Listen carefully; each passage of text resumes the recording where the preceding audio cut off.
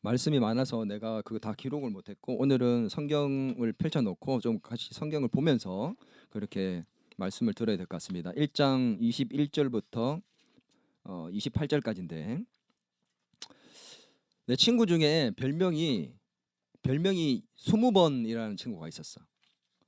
20번. 별명이 20번이었어. 왜 20번이었냐면 거짓말을 너무 많이 해가지고 얘가 말하면 일단 20번은 생각해보고 의심해보고 믿어라. 그래가지고 별명이 20번이었어.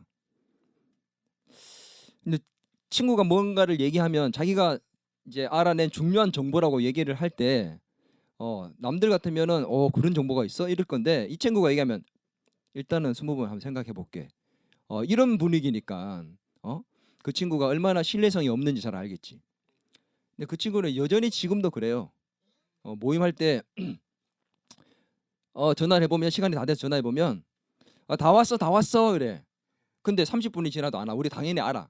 근데 30분 지나고 난 다음에 혹시나 한번 전화 한번 해봐라. 그러면 전화를 딱 하면 뚜뚜뚜 전화기 꺼져 있어. 안 와. 그래서 지금도 여전히 그런 모습들이 바뀌지 않더라고. 그 애가 말하면 믿질 않습니다. 그래서 우리는 그 친구가 절대 사업을 하면 안 된다. 신뢰성이 없으니까. 사람이 자기가 하는 말에 힘이 실리려면 신뢰가 가고 또 소위 다른 말로 그 말에 권위가 있으려면 그 사람이 했던 말에 대해서 자기가 살아낼 수 있는 그런 능력이 있어야지만 그것이 가능합니다. 그렇잖아. 자기는 말은 해놓고 자기는 그렇게 살지 못하면 그 말에 무슨 힘이 실리겠어. 권위라는 것은 내가 권위를 가지고 싶다고 해서 가지는 게 아니에요. 누군가가 그 권위를 부여해 줘야지만 그게 권위가 정말 세워지는 건데 위치가 높다고 해서 신분이 좋다고 해서 그 권위를 내세우면 그 권위가 세워지는 게 아니라는 겁니다. 사장이 말을 하면 부하 직원들이 들어요. 근데 만약에 그 사장이 자기는 시키고는 있지만 만약에 그 사장은 그 말대로 자기는 하고 있지 않으면 부하 직원들이 따르고는 있지만 마음으로 그 권위를 부여하지 않겠지. 이해되죠? 자기가 한 말에 대해서 책임지고 자기도 행동을 해야 그 말에 그 권위와 힘이 실릴 수 있다. 부모라고 해서 권위가 무조건 부여되는 것도 아니고 교사라고 해서 무조건 권위가 부여되는 것도 아니에요. 권위라는 것은 그 직분이나 위치가 주는 게 아니잖아. 정말 그 사람이 말하고 행동하는 것들이 일치가 되어 갈 때 그만큼 권위가 부여되어지는 겁니다. 그렇다면 우리 자신의 말을 한번 살펴봅시다. 나의 말은 얼마나 힘이 있습니까? 내가 하는 말은 얼마나 힘이 있고 내 말에는 얼마나 권위가 있을까? 생각해 봤어요? 그 자기는 잘 몰라요. 왜냐하면 권위는 자기가 마음대로 결정하는 게 아니니까.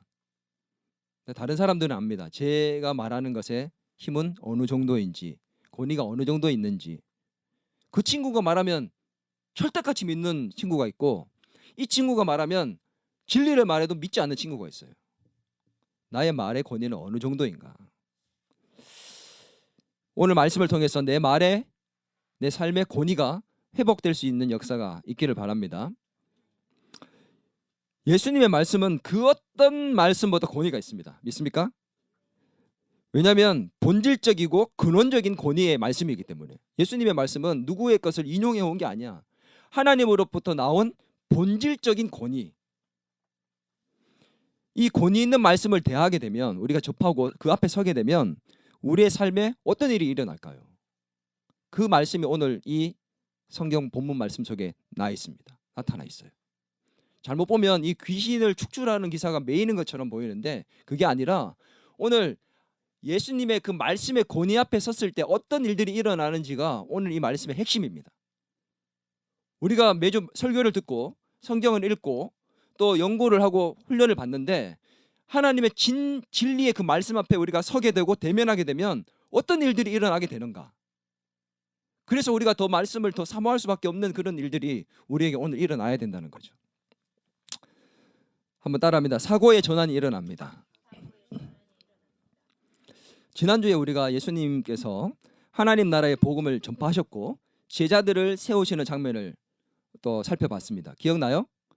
나를 부르시는 하나님에 대해서 우리가 설교를 했는데 그 제자들을 부르신 예수님께서 시간이 얼마 지난 이후에 자신의 사역의 모든 사역의 대부분의 중심지였던 갈릴리, 그 갈릴리에서도 가장 핵심지였던 가버나움으로 예수님이 들어가셨어.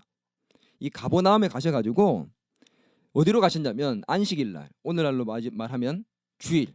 안식일은 원래 토요일인데 왜 우리가 주일날 예배 드리죠? 예수님의 부활이 주일날 있었기 때문에 그것을 기념하면서 주일날 예배를 드리기 시작했어요. 그래서 지금의 주일날 예수님이 그 안식일날 회당으로 들어가셨습니다. 회당이라는 곳은 오늘날 우리 교회와 같은 곳이에요. 자, 우리 21절 한번 읽을까요? 같이 21절 성경책에 읽습니다. 그들이 가버나움에 들어가니라. 예수께서 곧 안식일에 회당에 들어가 가르치시며, 어디에 들어갔다고? 회당에. 누가? 예수님께서. 회당은 오늘날 교회와 같은 역할. 이 회당이 구약에는 나오지 않아요. 회당이라는 게. 근데 이 회당이라는 게 신약에 들어가면 갑자기 등장을 합니다. 왜 등장을 하냐면 이스라엘이 멸망하고 바벨론으로 포로로 끌려갔잖아. 그러니까 예배 드릴 곳이 없으니까 거기에서 회당이라는 것을 만들어서 예배를 드리기 시작했어. 그것이 포로 귀환 이후에도 그대로 이어져서 유대인이 10명이 있으면, 남자 10명이 있으면 어디에든지 회당을 만들어서 거기에서 예배를 드리게끔 했어. 그래서 회당이라는 것이 굉장히 이스라엘은 많이 있습니다. 거기가 예배 처소입니다. 오늘날 우리 눈에 보이는 교회인 것처럼. 여기에서는 10명 이상 모여서 뭘 했느냐? 찬송을 드려요. 그리고 난 다음에 기도를 누가 하고 나면 신명기 6장 4절에서 9절인 쉐마의 말씀, 쉐마 이스라엘, 이스라엘아 들으라 하는 그 말씀을 낭독을 딱 합니다. 그 다음에 기도문을 누가 딱 낭독을 하고 그 이후에 성경을 누가 읽고 그 성경에 대해서 해석을 해줍니다. 다 끝나면 민수기 6장 24절에서 26절 말씀으로 축도 말씀을 한 이후에 해당의 모든 순서를 마쳐요. 이게 그때부터 지금까지 이어져 오고 있고, 지금의 이 예배가 바로 지금 우리가 드리는 이 공예배잖아. 대예배. 이 공예배가 거기에서부터 출발하여서 지금 이렇게 예배가 계속 되고 있는 겁니다. 이해되죠? 성경에는 예배를 이렇게 들으라라는 것이 없지만 예수님도 제자들도 그때부터 계속해서 그 회당에서 예배를 그렇게 드려왔고 그것이 지금까지 초대교회 때부터 이어지고 있다는 거. 그래서 우리가 이렇게 형식을 갖추어서 예배를 드리고 있는 겁니다.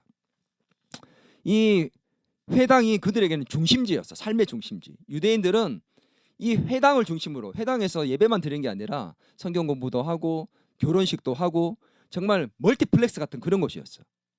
회당 중심으로 돌아갔단 말이지. 내가 깜빡하고 회당 그 가버나움 회당 사진을 준비했는데 못 갖고 왔어요. 나중에 한번 띄워서 보여주겠습니다. 지금도 가버나움에 가면 그 회당이 있는데 굉장히 크게 잘 만들어져 있습니다. 이 회당에서 이제 예수님이 말씀을 가르쳤는데 22절 같이 한번 읽을까요? 시작. 뭇 사람이 그의 교훈에 논란이 이는 그가 가르치는 것이 권위 있는 자와 같고 서기관들과 같지 아니함이라. 예수님이 가르쳤더니 사람들의 반응이 어땠습니까? 놀랐다 이렇게 나와요. 놀랐다. 네. 예수님이 가르치니까 놀랍다. 야, 참 이 정도가 아니라 이 놀랍다는 이 단어는 예기치 못한 일로 인해서 넋을 잃을 정도로 크게 놀랐다는 말이에요. 이 원어의 뜻이 넋이 나갈 정도로 충격을 받았다는 그런 말입니다. 그 정도로 크게 놀랐다. 충격적인 놀라움. 아빠 설교를 들을 때마다 그렇지 않냐? 충격적이지 않아? 그런 충격적인 놀라움들이 예수님 가운데 나타났다는 거예요.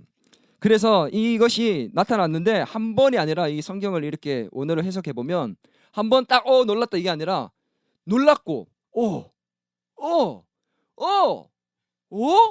계속 연속적으로 놀라게 되는 그 재밌니? 연속적인 놀라움, 그 충격이 계속해서 더해지는 충격의 연속이었던 놀라움의 메시지였다라는 것이 원어를 해석해 보면 그 동사의 진행형으로 나와서 알 수 있습니다. 그래서 사람들이 권위가 느껴진 거야. 새롭다, 놀랍다. 근데 도대체 어떤 내용이었길래 이 가르침의 내용이 무엇이었길래 이 사람들이 이렇게 충격적이고 놀랐을까? 이 마가복음에는 그 내용이 안 나와요. 마가는 언급을 안 했어. 근데 이 같은 내용이 마태복음 7장 27절에서 28절에 나옵니다. 성경 그 말씀이 지금 주보에 기록되어 있습니다. 마태복음 7장 27절에서 28절 주보에 나와 있는 말씀을 같이 한번 읽겠습니다. 예수께서 이 말씀을 마치심에 무리들이 그의 가르치심에 놀라니 이는 그 가르치시는 것이 권위 있는 자와 같고 그들이 서기관과 같지 아니함이로라. 똑같지? 방금 읽었던 그 마가복음의 말씀과 이 마태복음 7장에 나오는 말씀이 반응이 완전 똑같은 반응입니다. 그러면 이 전에 나왔던 그 가르침의 내용이 5장에서 7장에 나오는데 마태복음 5장에서 7장에서 나오는 그 내용을 보면 예수님이 어떤 가르침의 내용을 보였는지를 알 수가 있다는 거야. 그 마태복음 5장에서 7장까지의 내용이 산상수훈입니다. 산상수훈이 뭐냐면 산에서 예수님이 설교를 하셨던데 그 설교의 내용이 기록되어 있어. 그 설교의 주된 내용이 뭐냐면 다 살펴볼 수는 없어. 근데 주된 내용이 뭐냐면 그 회당에서 주로 가르치는 사람이 서기관이나 랍비들이나 이런 사람들이 회당장에게 고난을 받아서 가르쳤는데 그 사람들이 가르쳤던 내용들 중에서 하나님 말씀을 왜곡되고 잘못되게 가르쳤던 것들을 바로잡는 가르침들이었어요. 그래서 그 5장에서 7장 내용을 보면 예수님이 이런 얘기를 해. 너희가 뭐뭐뭐뭐라고 들었지만 나는 너희에게 이렇게 말한다. 이게 앞에는 들은 것은 다른 랍비들이나 서기관들에게 들었지만 그게 아니야. 틀렸어. 잘못 가르친 거야. 이렇게 들어야 돼. 가르친 거예요. 또 어떤 내용이 있냐면 기존의 상식을 완전 뛰어넘는 파격적인 가르침이었어요. 예수님의 가르침이 어떤 거였냐면 누가 오리를 가자고 얘기하냐? 그러면 10리를 같이 가라. 만약에 5kg를 가자고 그러면 10kg를 같이 가져라 이런 얘기야. 또 원수를 사랑해라. 이전에는 이런 얘기를 들어본 적이 없어요. 근데 그런 충격적인 가르침들을 예수님이 가르쳤기 때문에 사람들이 기존의 랍비들이나 서기관들이 가르치는 그 내용과는 전혀 다른 그 가르침에 놀라고 또 놀라고 충격받고 또 충격받았던 겁니다. 이런 거죠. 이 패러다임이 전환되는. 예전에는 지구가 이렇게 계속 평지로 계속 간다고 생각을 했어요. 둥글다고 생각을 안 했습니다. 알죠? 학교에서 배운 거 기억나요? 그래서 어떻게 했습니까? 끝까지 가다 보면 낭떠러지가 있을 거다. 그게 지구의 끝일 것이다. 그렇게 생각을 하고 배를 타고 출발했잖아. 누가? 근데 어디가 나왔어요? 아메리카가 나왔잖아. 옛날에 그랬단 말이야. 근데 실제로는 이제 누군가가 주장을 하는 거지. 지구는 둥글다. 지각 변동이 일어나는 거야. 이게 있을 수 있는 일인가? 또 그런 얘기가 있습니다. 원래는 태양이 우리 지구의 주위를 돌고 있다고 생각했어요. 다들 그렇게 믿었잖아. 우리가 보기에는 우리가 중심에 있고 태양이 다 돌고 있는 것처럼 보이잖아. 떠서 왼쪽으로 가고 이렇게 지고 하니까. 근데 어느 날 누가 그게 아니야. 지구가 태양 주위를 돌고 있어. 깜짝 놀랄 일이잖아. 이런 충격적인 사실을 얘기하는데 그 사실을 뒷받침할 만한 증거까지 얘기해서 사람들이 놀라게 되는 상황. 이런 충격적인 상황이 지금 이 상황이란 말이야. 그런 천동설, 지동설의 어떤 변화들 이런 것들이 뭐라고 얘기했냐면 패러다임 시프트. 패러다임이 전환된다. 가치관이 바뀌고 지각이 변동되는 그런 놀라운 일들이 일어난다. 이해됩니까? 지금 예수님의 가르침에 사람들은 이전까지는 듣도 보도 못했던 놀라운 가르침, 이전에 랍비들은 한 번도 얘기해주지 않았던 그런 가르침 속에서 충격을 받고 있는 거예요. 그 속에서 자기들의 지금 패러다임 시프트가 일어나고 있는 거예요. 가치관이 바뀌고 있다고. 이게 지금도 일어나요. 우리가 말씀을 들을 때 성경 연구를 하다 보면 뭐가 일어납니까? 패러다임 시프트가 일어난다니까. 사고의 전환이 일어나고 가치관의 변화가 일어납니다. 성공을 해야 된다는 생각만 가지고 살았고 돈을 많이 벌고 돈이 우리에게 정말 중요하고 많이 벌어야 된다고 생각을 했던 사람들이 좋은 대학에 들어가야지만 된다고 생각하고 성공하려면 이 세상에 성공하려면 외모가 예뻐야 되고 잘생겨야 된다 생각하고 실력이 많아야 되고 스펙이 좋아야 된다 생각했던 것들이 말씀을 듣는 그 말씀 앞에 대면했을 때 패러다임의 시프트가 일어나서 그게 아니라도 말씀 가운데서 하나님께서 우리의 삶에 성공을 주실 수 있고 그 성공의 개념이 우리가 생각하는 세상적인 성공이 아니구나. 이런 충격적인 변화가 우리 가운데도 지금이 일어난다는 겁니다. 아멘.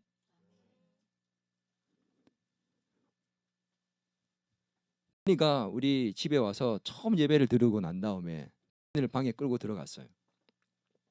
그래서 뭐라고 얘기한 줄 알아요? 기억 안 나? 나 지금 망치로 한 대 얻어맞은 것 같아. 기억도 안 나지? 기억나? 그게 뭐 했다는 거야? 충격받았다는 거야. 내가 생각하지 못하고 살았던 것들에 대해서 내 생각에 충격이 강해져서 패러다임 시프트가 일어난다는 거죠.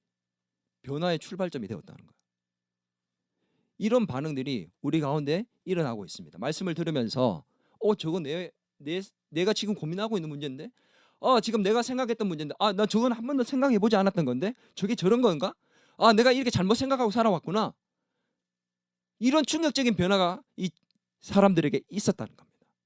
오늘 우리에게도 바로 이런 말씀 속에서 정말 충격적인 대전환과 변화가 일어나야 된다는 것입니다. 아멘. 하나님 말씀 앞에서 우리의 삶의 가치관과 세계관 이 모든 것들이 변화가 일어나서 하나님께서 기뻐하시는 생각과 가치관과 세계관으로 이 패러다임 시프트가 일어날 수 있기를 주의 이름으로 바랍니다. 두 번째는 어떤 일이 일어나느냐 한번 따라합니다. 포로된 자에게 자유를. 이 노래 가사처럼 멋있는 거죠. 예수님께서 누가복음에 하셨던 말씀인데 사람들이 이 예수님의 가르침 속에서 충격을 받고 놀라고 있을 때 이 서기관과 다른 이 권위를 느끼고 있는데 놀라운 사건이 일어나요. 그게 뭐냐면 이 회당에서 말씀을 전하고 있는 그 예수님의 그 모습 앞에 귀신 들린 사람이 등장을 합니다. 근데 이게 소리 지르면서 막 그 예배를 방해하게 돼요. 이 귀신 들린 사람이 예배를 드리고 있는데 막 뛰쳐 들어온 게 아니야. 그 회당에 예배를 드리는 그 이렇게 지금 예배 드리고 있는 중간에 예배 드리고 정상적으로 예배 드리고 있다가 갑자기 귀신이 드러난 거예요. 이거 차이가 이해되죠? 23절 같이 읽겠습니다. 마침 그들의 회당에 더러운 귀신 들린 사람이 있어 소리질러 이르되 나사렛 예수여 우리가 당신과 무슨 상관이 있나이까 우리를 멸하러 왔나이까 나는 당신이 누구인 줄 아노니 하나님의 거룩한 자니이다. 귀신이 그 모습을 드러냈습니다. 그죠? 근데 보세요. 회당에 더러운 귀신 들린 사람이 들어와서 찾아와서가 아니라 어떻게? 귀신 들린 사람이 있어. 거기에 이미 있었다는 거예요. 근데 이 말씀 안에서 한번 질문해 볼게요. 귀신이 모습을 드러낸 곳이 어디예요? 회당. 거룩한 회당. 언제 나타났습니까? 예배 도중에 가장 거룩한 곳에서 가장 그들의 중심지인 회당에서 가장 예배의 그 거룩한 시간에 누가 나타났어요? 귀신이. 가장 거룩한 곳에 가장 거룩한 시간에 귀신이 나타났어. 유대인들한테는 완전 충격. 말씀도 충격이었는데 갑자기 이 자기의 삶의 중심지에 귀신이 나타났어. 완전 두 번째 엄청난 충격을 받게 되는 겁니다. 이 당시에 귀신 들린 사람은 회당에 못 들어오는 그 출입 금지의 어떤 사람의 분류 중에 속해 있습니다. 그러니 이 사람이 들어왔을 때는 처음에는 정상이었을까요? 아니었을까요? 정상적인 모습이었어. 들어와도 되는 출입이 금한 사람이 아니었어. 근데 예배 드리고 있는 말씀이 선포되고 권위 있는 말씀이 전해지고 있는 그때 귀신이 그 모습을 드러낸 겁니다. 왜 이런 일이 일어났을까요?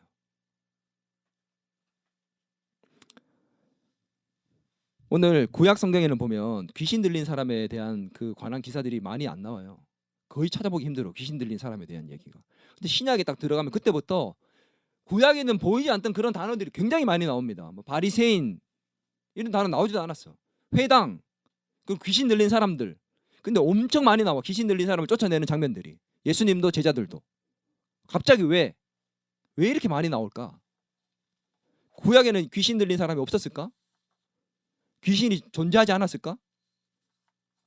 왜냐하면 요한 1서 3장 8절에 보면 같이 읽겠습니다. 죄를 짓는 자는 마귀에게 속하나니 마귀는 처음부터 범죄함이라. 하나님의 아들이 나타나신 것은 마귀의 일을 멸하려 하심이라. 예수님이 이 땅에 오신 것은 마귀의 일을 멸하기 위해서 오셨기 때문에 예수님이 오시니까 숨어있던 그 마귀들의 정체가 드러나기 시작한 거예요. 막 발각되는 거지. 말씀이 선포되면 마귀의 정체가 막 드러나는 거예요. 권위 있는 그 말씀 앞에 숨어있던 그 마귀들이 숨길 수가 없게 되니까 드러나게 되는 거예요. 그러니까 마귀의 기사들이 많이 나올 수밖에 없는 거예요. 예수님이 마귀의 일을 멸하러 오셨기 때문에. 성경에 오늘 자세히 보세요. 오늘 귀신이 하나였나요? 여럿이었나요? 대화는 하나인 것처럼 보이는데 봐요. 24절에 보면 나사렛 예수여 우리가 당신과 무슨 상관입니까? 우리를 멸하러 왔습니까? 귀신 하나가 아니야. 많이 있다는 거야. 어디에? 한 사람 아니기도 하지만 어디에 지금 장소가 어디야? 회당에. 이게 충격적이지 않습니까? 별로 안 놀라는 표정인데. 자, 예수님께서 말씀을 전할 때 회당에서 귀신이 드러났습니다. 이 회당은 정말 거룩한 곳이었고 가장 거룩한 예배의 시간에 그들에게 귀신이 나타났다는 것은 너무도 말할 수 없는 충격이었어요. 그래서 그 귀신이 얘기합니다. 우리가 당신과 무슨 상관이 있나이까 이렇게 물어봐. 예수님께. 이게 한글로는 이렇게 번역됐지만 원래 어떤 해석이냐면 우리에게 이렇게 찾아오셨는데 우리를 괴롭히지 마시고 그냥 가만히 두세요. 우리를 홀로 두세요. 이대로 그냥 내버려 두세요. 그 말이 무슨 말인지 알아요? 우리가 당신과 무슨 상관이 있습니까? 라는 이 말이 우리를 그냥 가만히 내버려 두세요라는 말이거든. 원래 말이. 마귀가 우리 그동안 여기에서 잘해왔습니다. 이 회당 안에서 사람들을 지배해서 숨어서 잘 지배하고 있었는데 당신이 왜 와가지고 우리를 뒤집어 놓고 쫓아내려 합니까? 그냥 가만히 두시면 안 돼요? 지금 그 얘기예요. 마귀가 숨은 채 뭐 했다는 거예요? 지금 회당에서 회당에 예배 드리러 온 사람을 장악하고 있었다는 겁니다. 무섭지 않아요? 무섭지 않은 표정이네. 그래서 예수님이 꾸짖고 뭐라고 했냐? 잠잠해라, 시끄러, 입 다물고 나와, 이렇게 해서 귀신을 내쫓게 됩니다. 한번 물어볼게요. 오늘날 교회에 귀신이 있을까 없을까? 자, 그럼 더 우리 현실적으로 지금 예배 드리고 있는 이곳에 귀신이 있을까 없을까? 이렇게 설교를 했는데 없어 그러면 내가 지금 답답하지. 좀 생각 좀 하고 얘기해줘요. 지금 이곳에 예배를 드리고 있잖아 우리가. 근데 이 예배 드리는 이곳에 귀신이 있을까 없을까? 그래, 그래야 좀 잘 배운 거야. 회당에서 귀신 들린 사람이 예수님이 계신 그곳에 귀신이 있었잖아. 없었어? 있었어? 지금 여기 하나님이 계셔야 안 계셔? 하나님 이곳에 계시잖아. 내가 얘기했잖아. 이곳에 함께 오셔서 예배 드린다고. 우리 예배를 받으신다고. 눈에 보이지 않지만 계신단 말이야. 인사 드렸어? 아빠는 딱 들어오면 앉아서 예배 드리기 전에 기도부터 하는 거 알지? 예수님께 인사하는 거야. 우리가 예수님이 이곳에 계신 것처럼 마귀가 여기 있다는 것을 자꾸 까먹어요. 마귀가 우리에게 틈을 탄다고 얘기했잖아. 했어 안 했어? 이거 봐봐. 얘들이 지금 거기에서 장악해서 뭐 했냐면은 랍비들이 말씀을 가르칠 때 잘못되게 가르치기에 역사를 했다는 거야. 그래서 예수님 바로 잡아줬잖아. 율법자들, 서기관들이 조금 이렇게 뒤틀어서 왜곡되게 가르치게 만들고 가르쳐. 근데 조금만 틀리게 가르쳐. 이걸 집어넣은 거야. 또 형식적인 사람 되게, 종교적인 어떤 사람이 되게, 예배를 드리고 나면 그 예배에 만족감을 가지고 예배를 드렸다는 그 안도감에 빠지는 사람이 되도록 예배를 드리면 되잖아. 좀 졸면 어때? 딴 생각하면 어때? 누가 지금 그렇게 만드는 거예요? 마귀가 지배를 하고 있었다는 거예요. 그 회당 안에서. 오늘 이 예배당 안에도 우리가 예배를 드리는 이 곳에도 마귀가 순간순간 우리에게 틈을 탄다는 겁니다. 마귀가 틈을 타는 게 그 통로가 뭐예요? 마귀가 우리에게 들어오는 통로가 뭔지 압니까? 생각이야. 생각을 타고 들어와. 우리의 생각이라는 그 통로를 타고 들어와서 우리를 지배하려 한단 말이야. 틈을 타지 말라는 말이 생각을 지키라고. 그리스도 앞에 그 생각을 굴복시키라고 성경은 말씀하고 있습니다. 우리의 생각을 지키지 못하면 틈을 줘서 그 틈을 타고 들어와 우리를 지배하려고 한단 말이야. 이게 얼마나 영악하고 얼마나 못됐는지 이 예배 시간에도 그렇게 한단 말이야. 예배를 드리러 와 있으면 헌금 드리는 것도 야 돈도 없잖아 조금만 아니 다음 주에 그냥 해. 기도할 때도 눈 감으면 조금 피곤하니까 그때는 자도 돼. 말씀 들을 때도 그렇게 하면서 우리가 형식적인 사람이 되게끔 나도 모른 채 그렇게 만들어 가는 겁니다. 누가 만들었어요? 귀신이. 무서운 거예요. 껍데기만 있는 거죠. 본질이 사라지고 껍데기만 있도록 만드는 게 이 마귀의 전략입니다. 그들에게 잡혀있고 그들에게 정말 억눌려 있던 사람들을 예수님 뭐 하려고요? 그 마귀의 일을 멸하면서 누가복음 4장 18절에서 19절에 보면 포로된 자와 눌린 자에게 자유를 선포케 하기 위해서 왔다라고 얘기했습니다. 우리가 그 마귀에게 잡혀있고 지배당하고 있던 것들에서 자유케 하시기 위해서 오셨다는 겁니다. 하나님의 권위 있는 말씀이 선포되면 이 귀신이 드러나게 되고 그 귀신들이 쫓겨나서 우리가 자유케 되는 역사가 일어납니다. 할렐루야.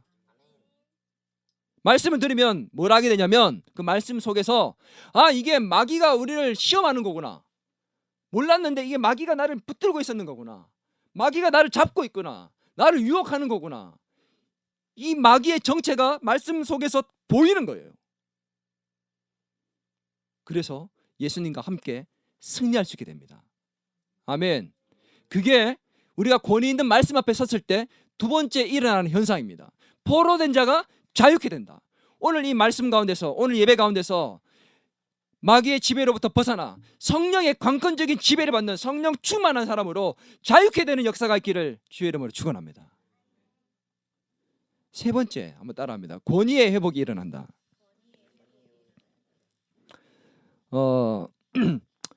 예수님이 꾸짖었잖아. 귀신들을 달랜 게 아니잖아. 뭐 주술사들이나 무당들을 보면 달래잖아. 그 귀신을 달래기 위해서 막 구술하잖아. 근데 예수님은 그건 달래는 게 아닙니다. 꾸짖습니다. 막 뭐라 해요? 나와! 입 다물어! 나와! 그래서 나왔잖아. 예수님의 그 권위로. 우리가 하면 쉽게 나오진 않아요. 우리가 나오라 그러면 비웃습니다. 어제 얘기한 것처럼 예수 이름으로 명하노니 나와! 그러면 예수님 팍 나올 것 같은데 실제로 어떻게 한다고 했어요? 예수는 알겠는데 넌 누구냐? 넌 누군데 나한테 나오라 그래? 네가 나가라 그래. 그럼 어려운 거야. 근데 예수님은 권위 있는 그 하나님이시니까 나가라 했을 때 나갔단 말이야.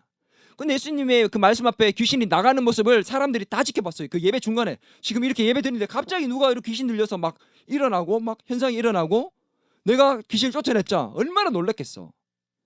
자 귀신이 나갔어. 쫓아나갔어. 내쫓았단 말이야.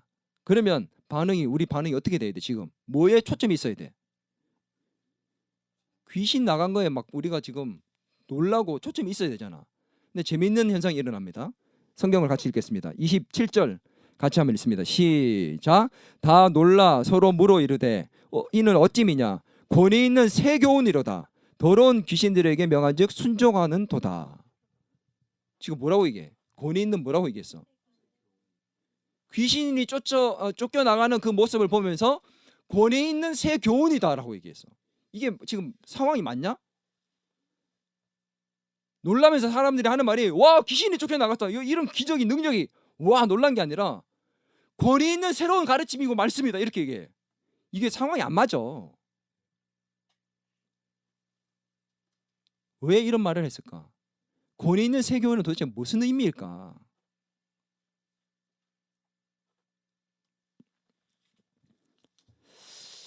이게 정말 오늘 중요한 말씀입니다.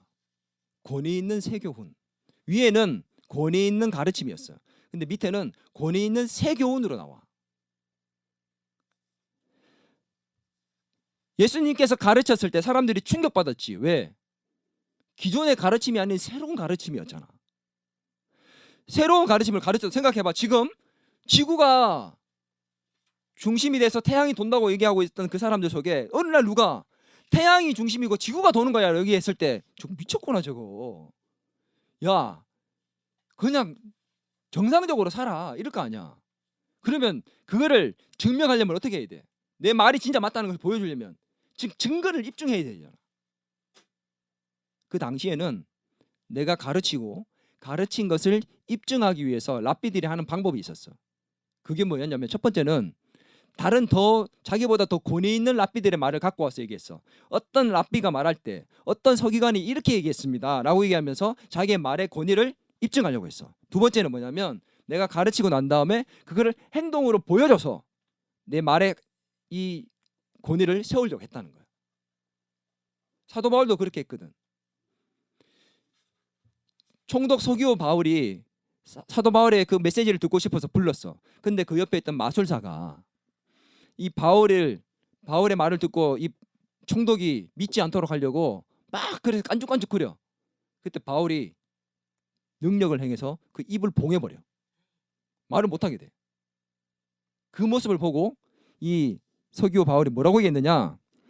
사도행전 13장 6절에서 12절인데 다 못 읽고 제일 마지막 절 12절을 같이 보면 이렇게 나옵니다. 이에 총독이 그렇게 된 것을 보고 믿으며 주의 가르치심을 놀랍게 여겼더라. 입이 봉해진 걸 보고 놀란 게 아니라 바울의 그 하나님의 말씀 주의 가르침에 놀랍고 충격을 받았다는 거예요. 그 기적을 보고 가르침에 충격을 받는 거지. 예수님이 지금 패러다임 시프트가 일어나는 놀라운 가르침, 왜곡됐던 말씀을 바로 잡아주고 너희들이 지금까지 랍비들에게 배웠던 게 틀렸다. 이게 맞는 거야 라고 얘기했고 원수까지도 사랑해라. 너에게 뺨을 내면 이쪽도 돌려대라.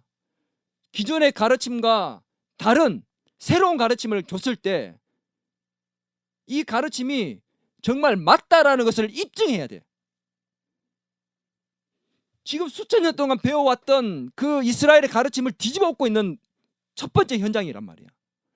이게 맞다는 것을 입증해내지 않으면 앞으로 예수님은 그냥 이단이 되는 거야. 그래서 지금 어떤 일이 일어납니까? 그 가장 중요한 장소에서 마귀가 귀신이 나타났고 그 예수님이 그 귀신을 쫓아내면서 하나님의 능력을 보여서 자기의 그 새로운 가르침이 맞다라는 것을 증명하고 입증했던 겁니다. 이해됩니까?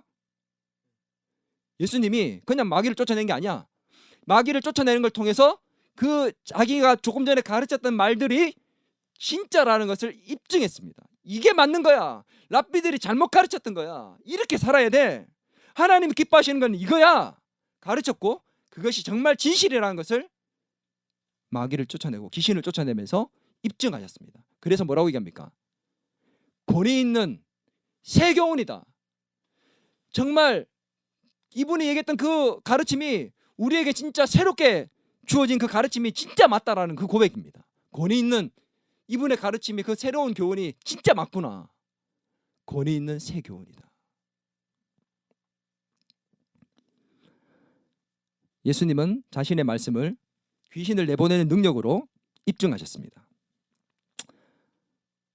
저는 묻겠습니다. 오늘 나는 우리의 말을 무엇으로 입증해 보고 있습니까? 내가 하는 말들의 권위는 무엇으로 세워지고 있습니까? 여러분의 말에는 권위가 실려 있습니까? 다른 사람들이 여러분의 말을 무시하지는 않습니까? 무엇으로 세워야 될까요? 바로 행함입니다. 어떤 행함이요? 내가 말한 대로 행하는 것도 맞지만 더 나아가서 하나님의 진리의 말씀을 말씀대로 순종하고 행하는 그 행함에서 우리의 진정한 그리스도인들의 권위가 회복되고 세워질 줄 믿습니다. 우리가 말씀대로 살지 않으면 권위가 회복되지 않아요. 권위 있는 이 하나님 말씀 앞에 서고 그 말씀대로 행해서 살 때 사람들은 우리를 빛으로 보고 소금으로 여기는 겁니다. 왜 이렇게 우리가 권위를 회복해야 되는 줄 아세요? 왜 우리가 권위 있는 삶을 살아야 되는 줄 아세요? 우리는 하나님의 살아계신 하나님의 복음을 전해야 되는 메신저이기 때문에 이 메신저가 권위가 없으면 우리가 전하는 복음이 땅에 떨어집니다. 예수를 믿어라. 그러면 구원받는다. 하나님이 살아계신다는 그 말을 했을 때 너나 잘 믿어라 라고 얘기하면 권위가 땅에 떨어져 있는 거잖아. 근데 제가 말하면 왠지 정말 하나님이 있는 것 같고 제가 말하면 정말 하나님께서 살아계신 것 같고 믿어야 될 것 같고 그것은 우리가 권위가 있을 때 가능한 겁니다. 멤버들에게 하나님 계셔. 예수님 믿어야 천국 갈 수 있어. 말했을 때 그게 권위 있게 들려면 우리가 먼저 말씀대로 살아서 내 삶의 모습 속에서 하나님을 볼 수 있게 만들어야 됩니다. 하나님이 정말 살아계신다는 것은 내 삶의 모습을 통해 보여줘야 됩니다. 말만 잘한다고 우리가 복음이 전해지는 게 아니에요. 내 삶이 하나님의 말씀을 살아내야 나를 통해 하나님을 보여줄 수 있습니다. 아멘. 오늘 저는 우리 모두가 이 하나님의 권위 있는 말씀 앞에 진실된 모습으로 설 수 있기를 바랍니다.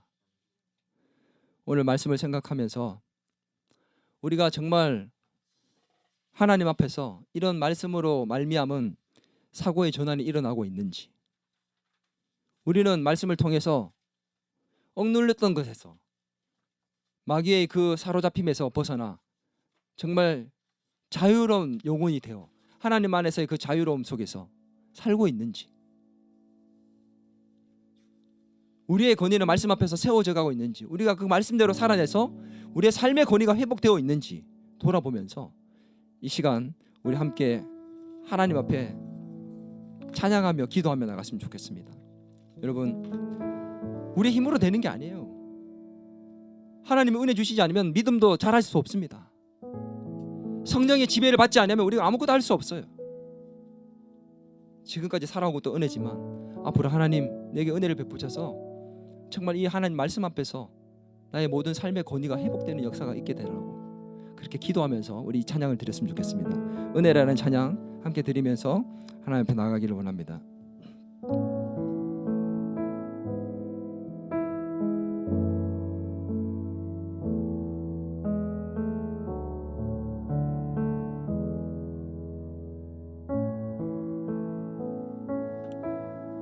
내가 누려왔던 모든 것들이, 내가 지나왔던 모든 시간이, 내가 걸어왔던 모든 순간이 당연한 것 아니라 은혜였소. 아침 해가 뜨고 저녁엔 노을, 봄의 꽃향기와 가을의 열매,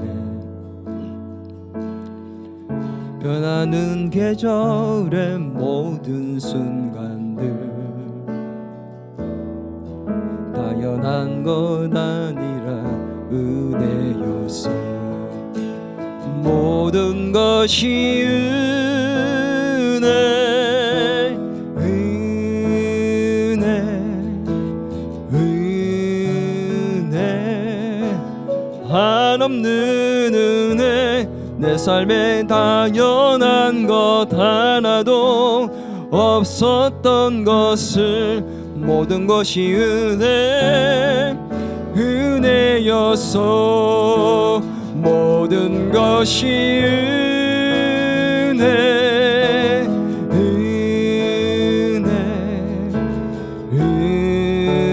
은혜, 한없는 은혜.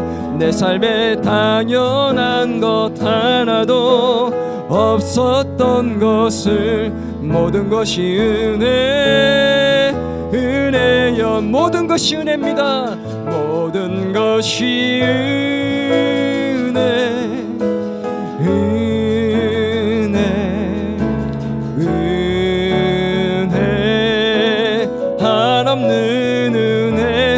내 삶에 당연한 것 하나도 없었던 것을 모든 것이 은혜였소. 같이 한번 기도합시다. 하나님, 주님의 말씀 앞에 우리가 권위 있는 그 말씀 앞에 섭니다. 우리의 삶의 가치관과 세계관이 패러다임이 변화되게 도와주시고 마귀의 그 지배로부터 포로된 것으로부터 자유케 되는 역사가 나타나게 도와주옵소서. 하나님 말씀대로 살아내서 우리의 삶을 통해 하나님의 살아계심을 보여주게 하시고 우리의 삶에 내 말에 권위가 회복되는 역사가 일어나게 해달라고 우리 말씀 생각하며 함께 기도하며 나가겠습니다. 같이 기도합니다. 하나님 아버지, 우리 삶에 정말 하나님께서 날마다 함께하여 주셔서 그 말씀 앞에 우리가 선 모습 속에 변화가 일어나기를 소망합니다. 우리의 사고의 변화가 일어나게 하시고 세계관과 가치관이 성경관이 변화되어서 우리의 삶의 변화가 일어나기를 소망합니다. 하나님 아버지, 은혜를 베풀어 주옵소서.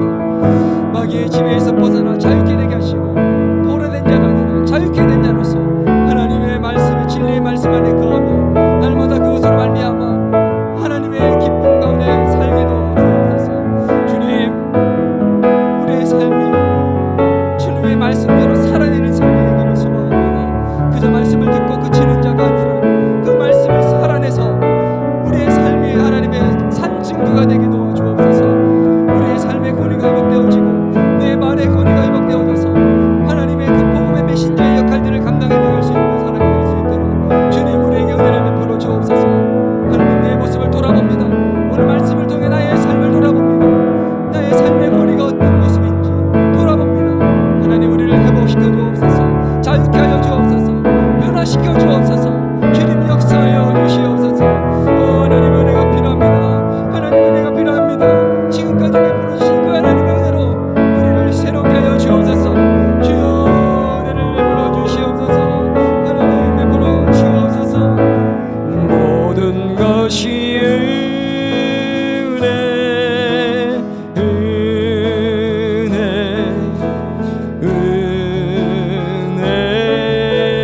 한없는 은혜.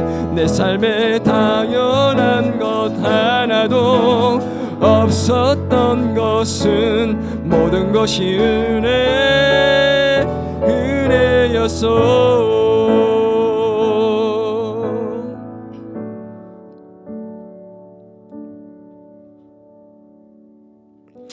하나님, 말씀 앞에 섭니다.